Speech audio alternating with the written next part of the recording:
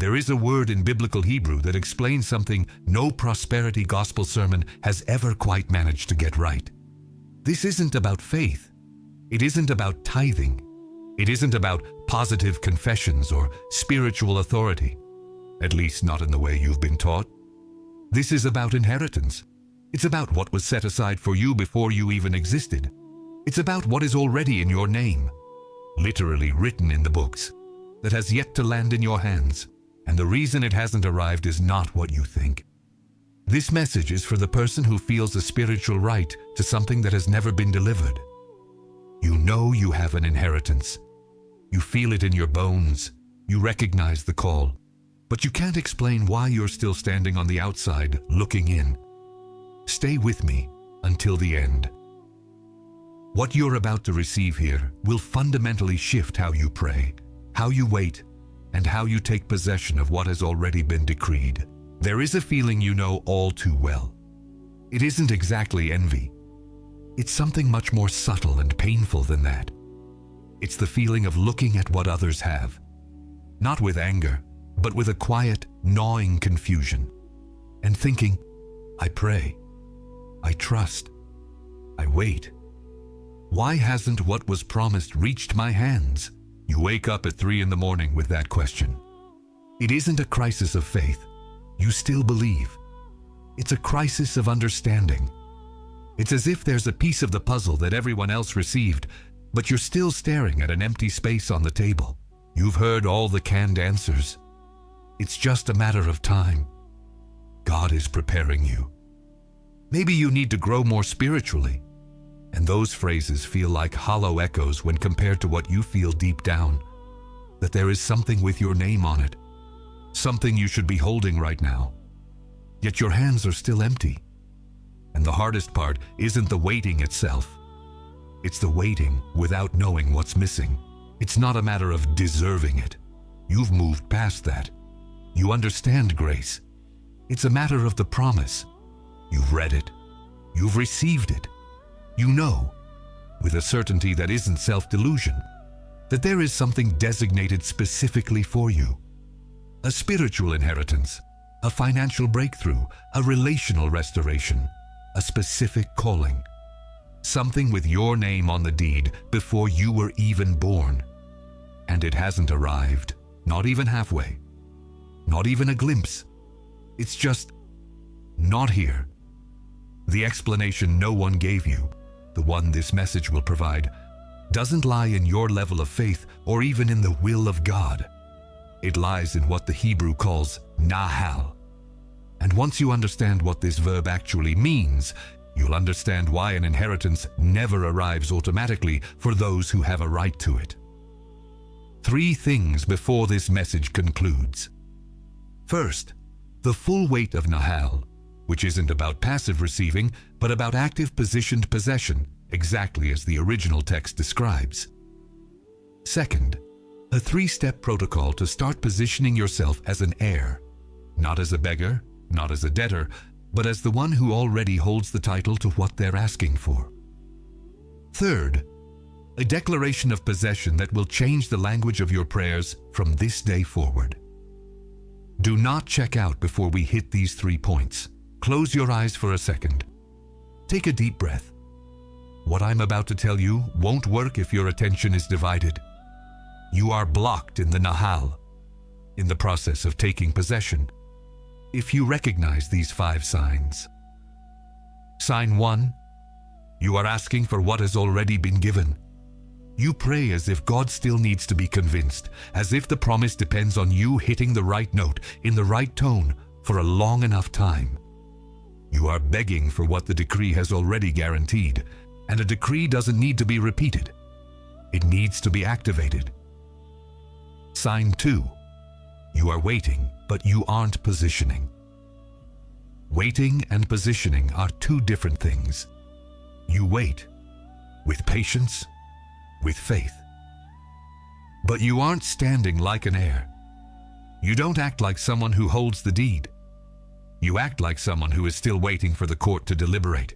An heir who never shows up for the reading of the will never receives the estate, even if their name is on every single page.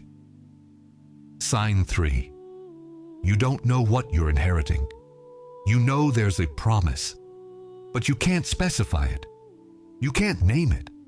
You can't say with precision what is written in your decree of inheritance.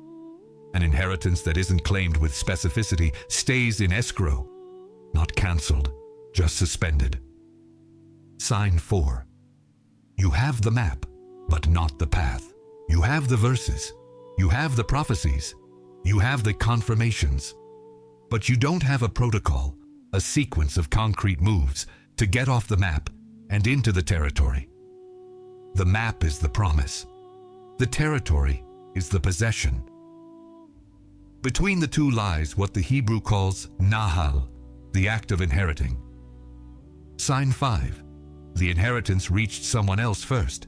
Someone in your family, your generation, or your circle received exactly what you felt belonged to you too. And you don't know if that means your portion went to them or if there's still something waiting. There is. God's inheritance is not a zero-sum game. What reached someone else did not come out of your account. If you recognized at least 3 of these signs, type this in the comments. I hold the title. It is a word of situational recognition. Close your eyes again. Deep breath. Focus. NAHAL appears over 200 times in the Hebrew text. It is the verb that describes what Israel did when they entered the Promised Land. Not just crossing a border, but inheriting. Taking it as a legacy. Receiving it as a designated portion. But what most translations fail to capture is that NAHAL is an active verb. It isn't receiving in the passive sense of waiting for a delivery. It is taking possession, with movement, with positioning, with the presentation of a title. In the book of Joshua, the land was divided by lot, but each tribe still had to go into the territory they were assigned and take it. The inheritance was designated. The possession had to be executed. The inheritance that hasn't reached your hands yet isn't cancelled. It is unclaimed, not because you don't believe, but because you are still waiting for it to arrive instead of moving toward it as the rightful heir. The NAHAL you're missing isn't more faith. It's more positioning. Let me show you this through 2 stories, one from the Bible and one from the secular world. The daughters of Zelophehad. Their father Zelophehad died without any sons. According to the laws of that time, that meant his inheritance would be lost, wiped out of the family line. But his 5 daughters went before Moses, in front of the entire congregation, right at the entrance of the tabernacle. And they said, "Why should our father's name be blotted out? Give us an inheritance." Think about what these women did. They had no legal precedent. No one before them had ever dared this. They had no guarantee they would even be heard. Women questioning the entire structure of inheritance in front of all of Israel. But they knew 3 things. They knew who their father was. They knew what he left behind. And they knew that their names carried the right to that legacy.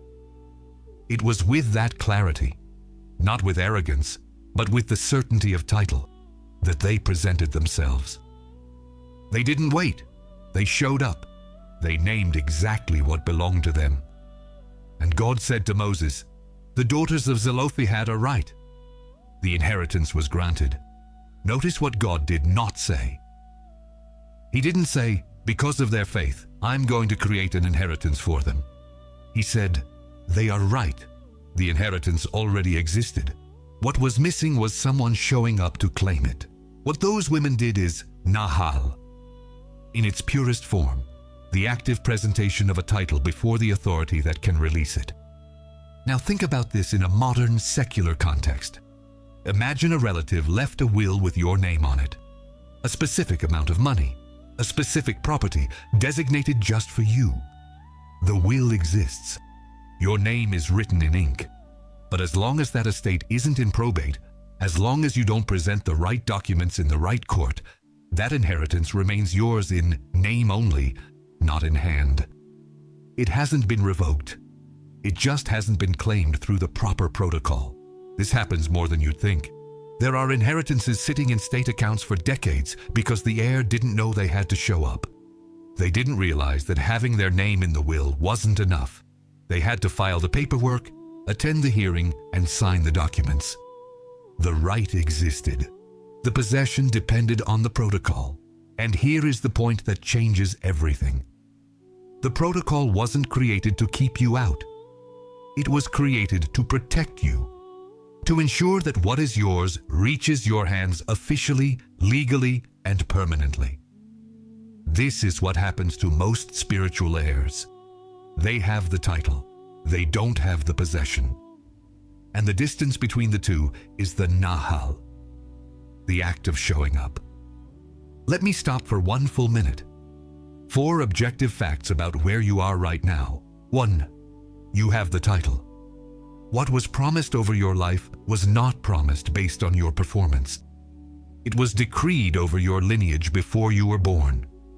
2. Title is not the same as possession. The distance between the two is NAHAL, the active movement of someone who knows they have a right and shows up to receive it. 3. What is holding back your inheritance is not a lack of faith or a lack of worthiness. It is a lack of positioning as an heir. 4. The protocol you are about to receive is not to convince God. It is to position you, and here is who you are within all of this. You carry 3 identities that no one has taught you how to operate. Identity 1, the title holder. You aren't asking for something that might be yours. You are claiming something that is already in your name. This changes the posture of your prayer, from begging to declaring. Think about how you pray now. You plead, you bargain. You negotiate with God as if the promise still needs to be approved, as if you're waiting for a yes or a no. But an heir doesn't beg for their inheritance. An heir presents the deed. When you understand this, the language of your prayer shifts. You don't say, "Lord, if it be thy will." You say, "Lord, I present myself before what has already been decreed in my name." This authorizes you to speak with the firmness of someone who has the documentation, not the timidity of someone asking for a handout. Identity 2, the heir in motion. An unclaimed inheritance stays in suspension. You are going to start moving toward the territory, not with haste, but with positioning. An heir walking toward what belongs to them isn't being arrogant. They are being faithful to the decree. This is the difference between passive waiting and active waiting. Passive waiting is sitting on the porch, hoping something happens. Active waiting is moving in the direction of the promise while trusting God's timing. Joshua didn't stay in camp waiting for Jericho to fall. He marched, he moved, he positioned the people. And at the right time, the wall that was standing fell. But he was already in position when it happened. This authorizes you to step out of passive waiting and into active waiting. Identity 3, the one who opens the estate for the lineage. What you claim is not just for you. The heir who shows up opens the probate for everyone who comes after. Your children will step into a territory that you have already claimed. Think about that. The generations coming after you won't have to fight the same battles you fought if you do the work of taking possession now. They will inherit not just a promise, but a conquered territory. You aren't just claiming for yourself. You are breaking the cycle of unclaimed legacy that might have lasted for generations in your family tree. You are the first to understand NAHAL, the first to stand as an heir. This authorizes you to act not for your own glory, but for the legacy you are leaving behind. Type in the comments, "I present myself as an heir," a declaration of positioning. And if this word hit home, hit subscribe. The next message continues what was planted here. Now here is the protocol you can start today. The NAHAL protocol. 3 movements. Movement 1. Name the inheritance. Today you are going to sit down and write, with absolute specificity, what is in your decree of inheritance. Not generic, specific, not financial blessings. The amount, the context, the purpose, not a relationship. What kind of relationship? What character? What values? Why does specificity matter? Because you cannot take possession of what you cannot name. Imagine going to the county clerk to claim an estate and saying, "I want the stuff my father left." The clerk will ask, "What stuff? Where is it? How is it identified?" Specificity isn't so God knows what you want. God already knows. Specificity is so you know what you are claiming, so you can recognize it when it starts to arrive. So you don't mistake crumbs for the full inheritance. An inheritance not claimed with specificity remains in suspension. Movement 2. Present the title. In prayer, not asking but declaring, you will say, "Father, I present myself as the heir to everything you have written. This is my title. This is your decree. I am not asking for it to be mine. I am claiming what already belongs to me." Movement 3. Walk in the direction. One concrete movement, small but concrete, in the direction of the inheritance you named. It doesn't have to be massive. It just needs to be the step of an heir, not an observer. The sign of confirmation isn't an immediate result. It is a clarity about the next step that wasn't there before. What I've given you here is the first movement of NAHAL, the naming and the presentation. But the full protocol has layers that take 21 days to work through in a structured way. If you want to understand how each cycle of the possession process works and receive specific prayers and psalms for each stage, the Breakthrough Journal is in the first pinned comment.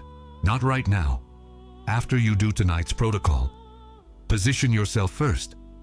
Then decide if you need more. In the next 72 hours, 3 things will be launched against the positioning you declared here.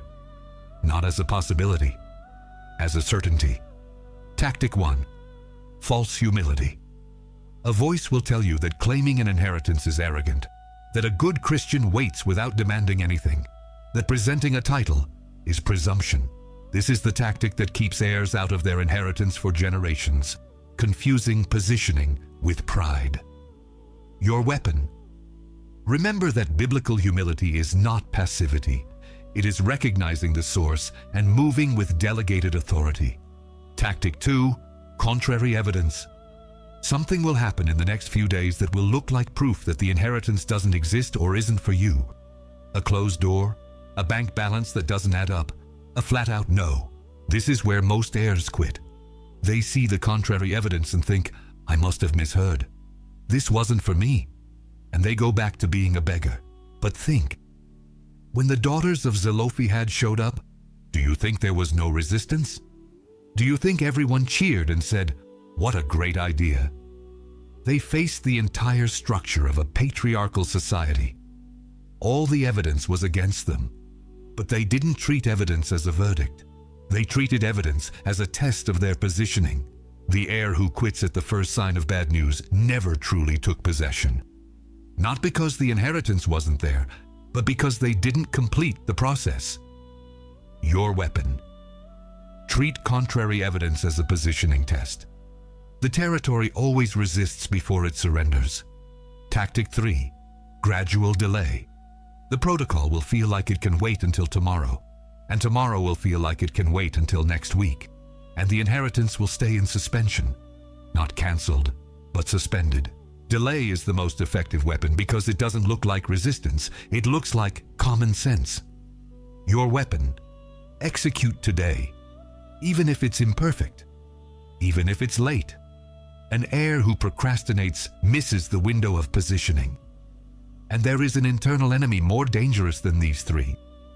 It is your own voice disguised as maturity, telling you that you've tried this before, that you've already prayed like this, that you've positioned yourself and nothing changed. That voice knows your history. It knows your disappointments. It uses your own vocabulary, but it isn't yours. It belongs to whatever lost ground the moment you declared you hold the title today. Close your eyes, hand on your heart, deep breath. This is the closing ritual. Release the posture of a beggar. Release the confusion of not understanding why what belongs to you hasn't arrived. Release the exhaustion of waiting without knowing you could move. Say it out loud. I let go. I let go. I let go. Receive the three identities. You are the title holder. You are the heir in motion. You are the one who opens the estate for the lineage. Declare it out loud. I hold the title. I am moving. I am opening the estate. Now, hear the voice of the Father. My son, my daughter. I heard you when you prayed, and I saw the confusion in your heart when what was yours seemed so far away. I saw the mornings you woke up without an answer. I saw the nights you wondered if you had simply misunderstood. I tell you now, the inheritance is in your name. It always has been. What was missing was not my will. It was your position as an heir. You showed up today. The estate is open. What belongs to you is beginning to move in your direction. Receive a covering over your mind, that you will no longer mistake waiting for passivity. Receive a covering over your relationships, that they will no longer question what you know is yours. Receive a covering over the timing, which will be revealed as you walk, not before you move. Receive a covering over the legacy you are leaving. Every step you take as an heir clears the path for those who come after you. You are committed. You are commissioned. You are sent. You are committed. You are commissioned. You are sent. Don't say amen just yet. You are committed. You are commissioned. You are sent. Amen. Write in the comments what is in your decree of inheritance. Just one line. This makes the claim public. There is someone you know who holds a title but doesn't know they can show up as an heir. Send this message to them. Put their name at the very beginning. The next message will show you what happens after the estate opens and why some inheritances arrive in ways that an heir might not recognize at first. Don't miss it. It is done. You are not the same person you were when this message started.